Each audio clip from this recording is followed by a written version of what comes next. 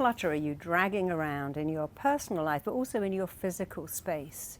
When you start to let go of things that you don't need and don't serve you, it's a powerful catalyst for change. I'm going to show you how I declutter. It's just my way, but you might learn some handy hints so you can declutter your life, declutter your mind, and find fun and a lot of benefits from doing it too.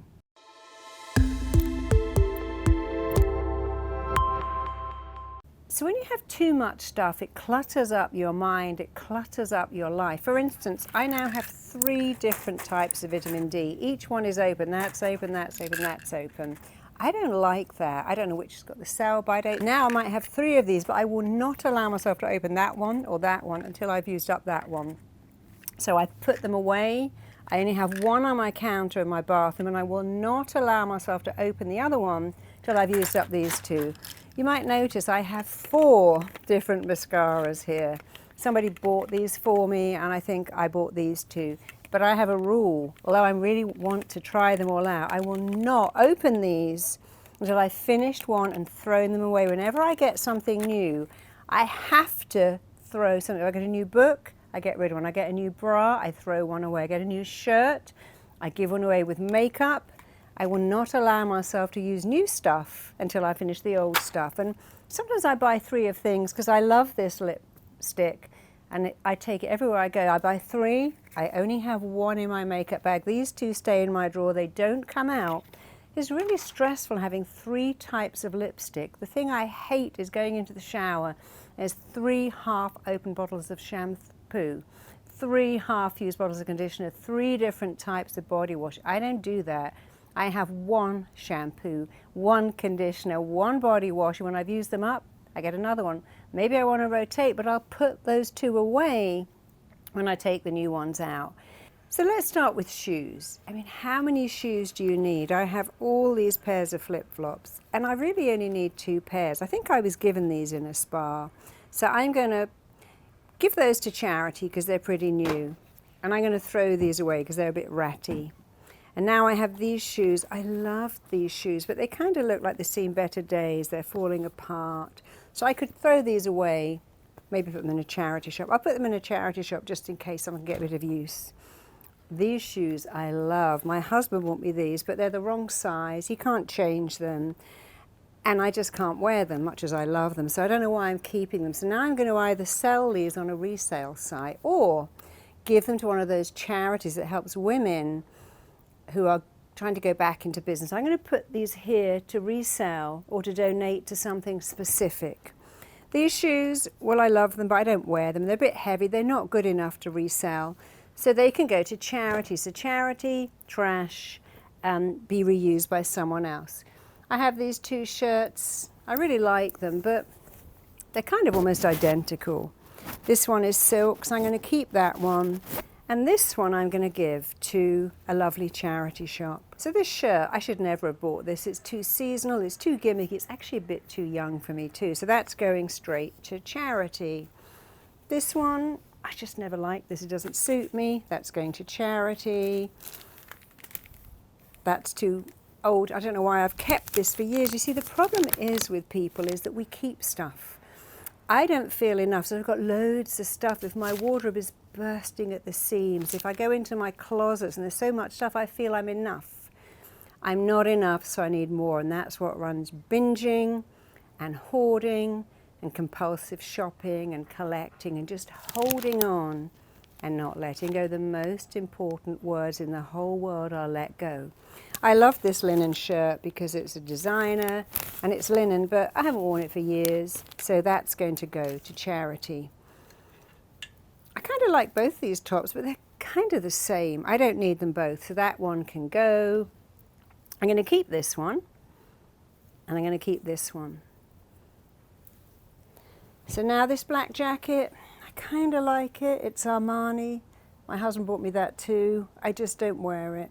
That can go to that lovely site that helps women go back into business, or I could, if I wanted the money, I could resell it.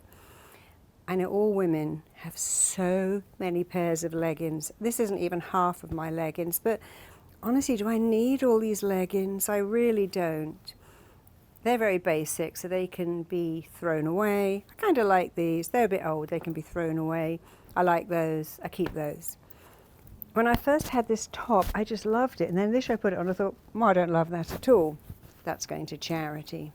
Here we have 3 identical black t-shirts. I mean, they're different fabric, but I don't need 3. So that can go to charity. That can go to charity. 1 black t-shirt is enough for any girl, little black vest top. This shirt I've never worn, but I kind of like it. I'll keep that. I'll give it another chance. But I do this cull every 6 months. This jacket's going to charity. I haven't worn it. Haven't worn that. So I know it's sometimes hard to get rid of something you love. Your clothes, they're expensive, but remember, giving it to someone else will give someone else joy. Giving your things to a charity shop will give someone else joy. Getting the clutter out of your house will give you joy. Do you know we wear 20% of our clothes 80% of the time? The rest just takes up space. So it can be hard to think, wow, I've given away those lovely shoes, that lovely jacket. You can sell them. There are lots of sites where you can sell your stuff, lots of shops that will sell them. But also try to imagine how somebody will feel who can't afford this great Armani jacket and gets it. When my daughter was little, she had so many Barbies. One day we went to someone's house. She said, I wanted Barbies for Christmas. And Mummy said, no, you got too many. And they went, oh, well, guess what? We have a sack full of Barbies. Our girls have outgrown. And she went home with even more Barbies. And I said, you know, darling, you don't need all these Barbies. And you don't need all these books. And we're going to give some away.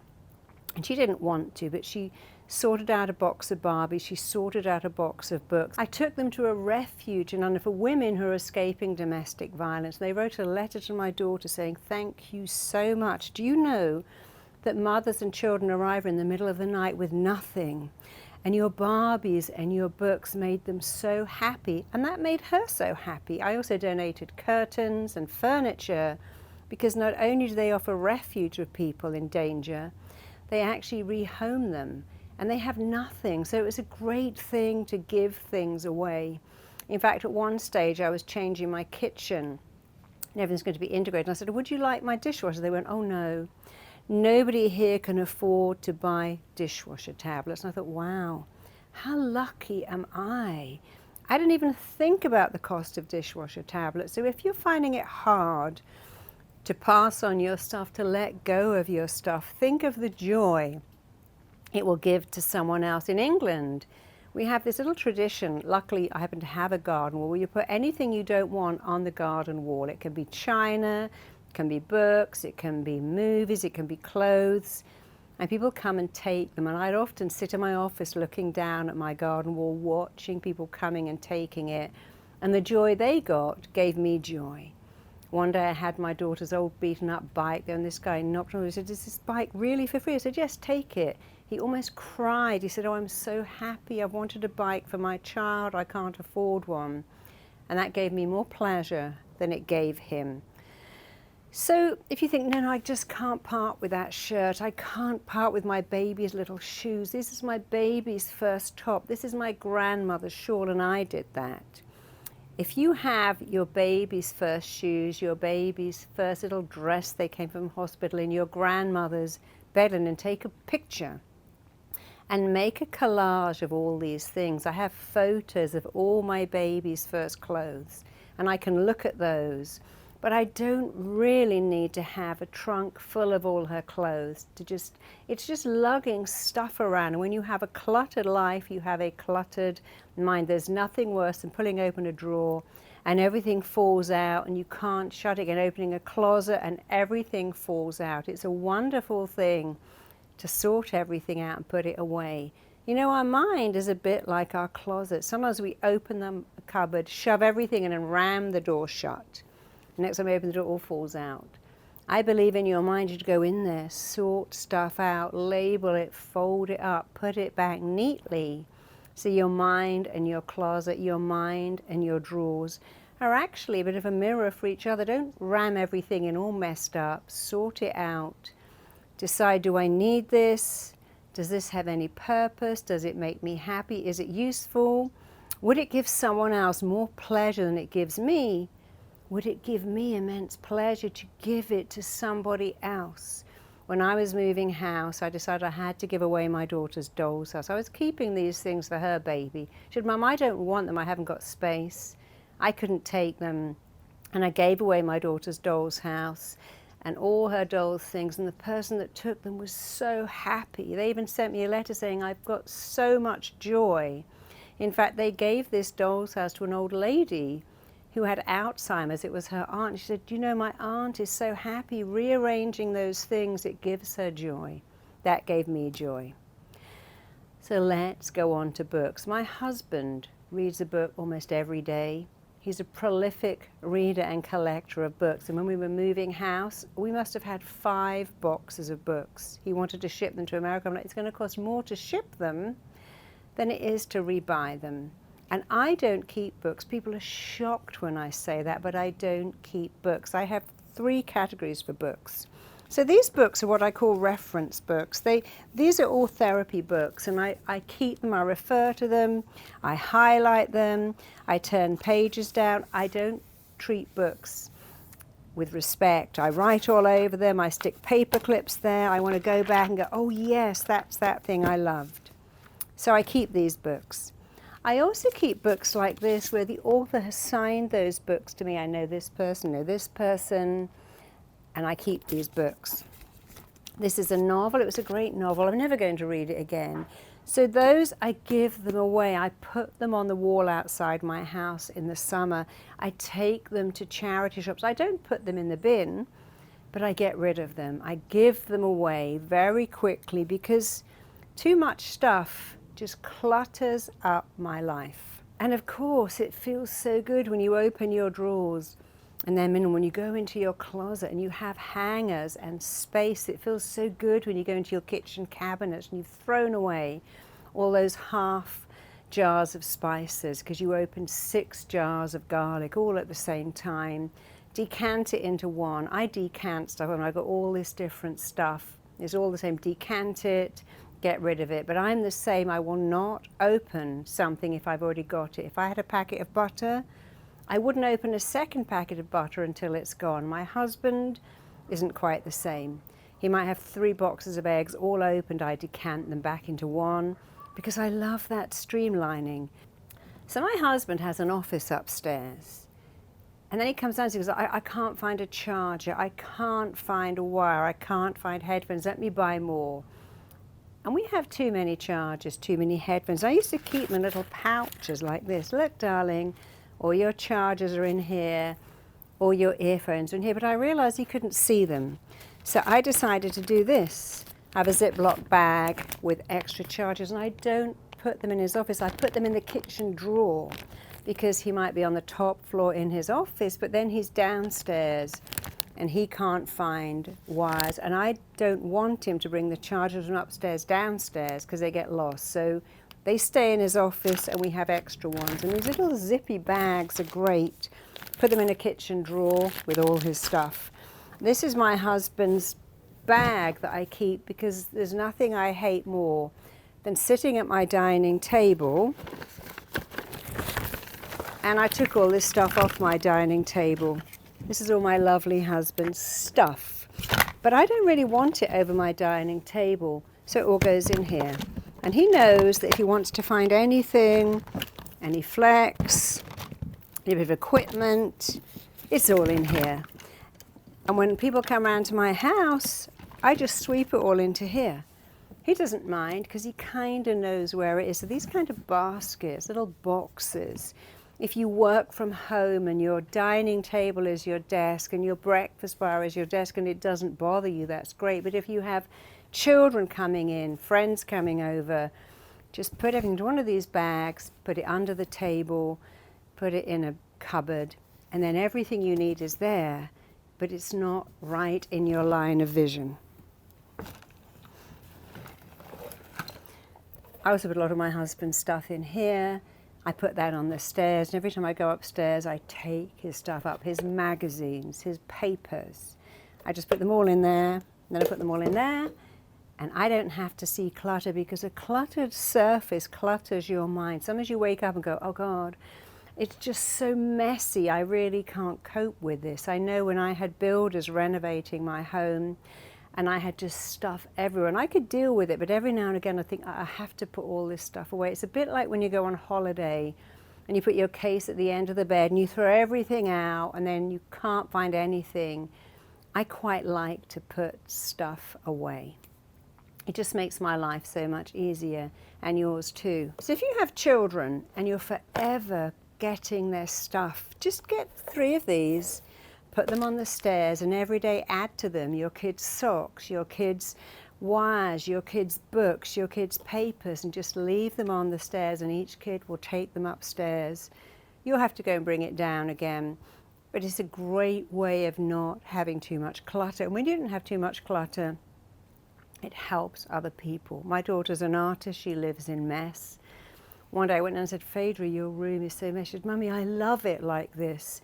I love all my paints around me and all the paper. And I realized she likes that.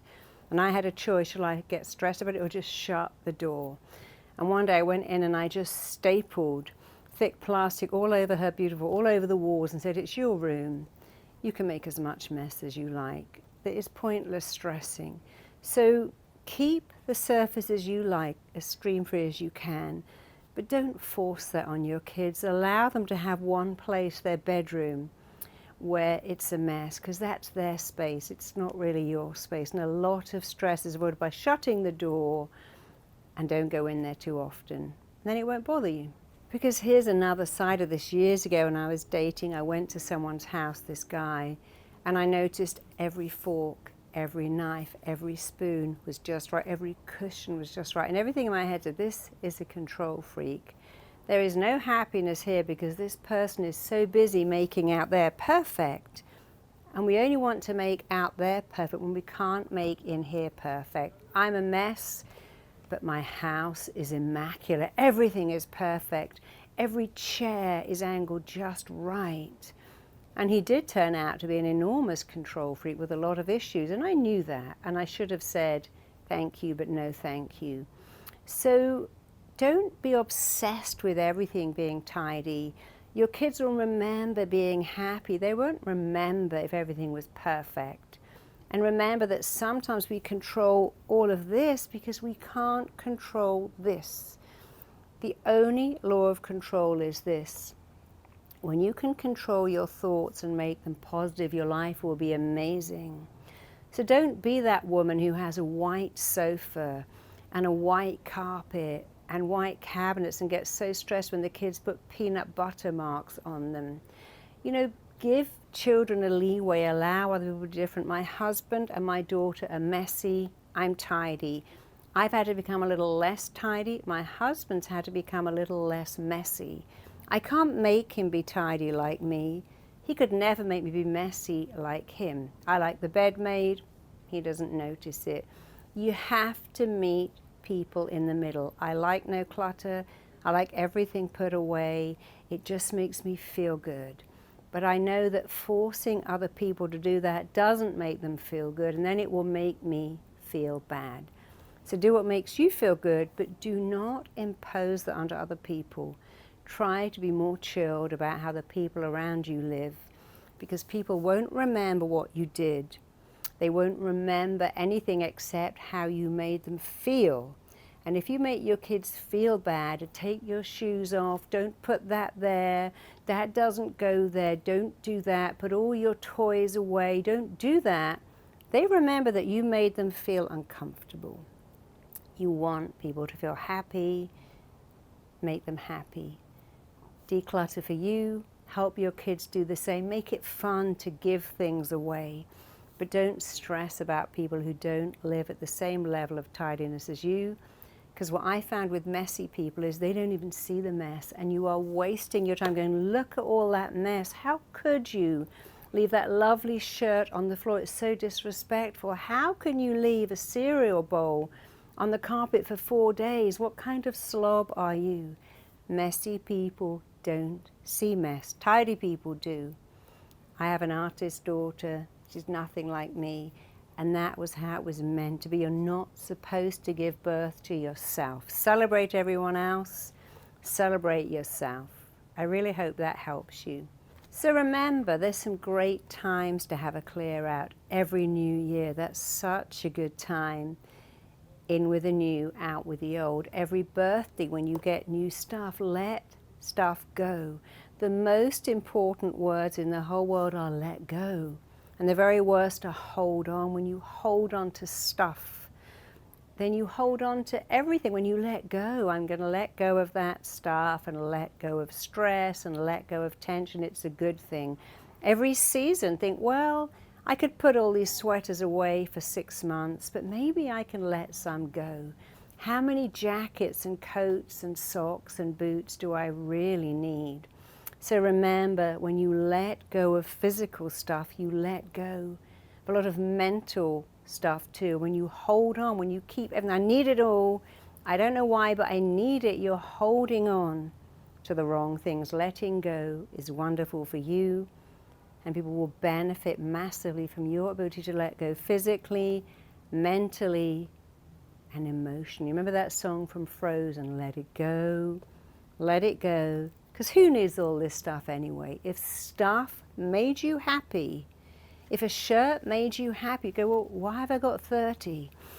If a book made you happy, you don't need to. If a bit of makeup could make you happy, or a candle, or a cushion, or some fragrance, that's good, but why have you got so much? Well, you know why, because it doesn't make you happy. Things and accumulating things does not make you happy. What makes you happy is your relationship with people. So much of our need to acquire stuff, to hold on to stuff, comes down to I don't feel enough, and if I don't feel enough, I need more, and I can't let go. To find out how to rewire your mind with phenomenal beliefs, to know you're enough, click the link below, listen to my I'm Enough webinar. Can't wait to see you there. If you enjoyed that video, check out the next one right here. You can also click the link below right here for your free gift.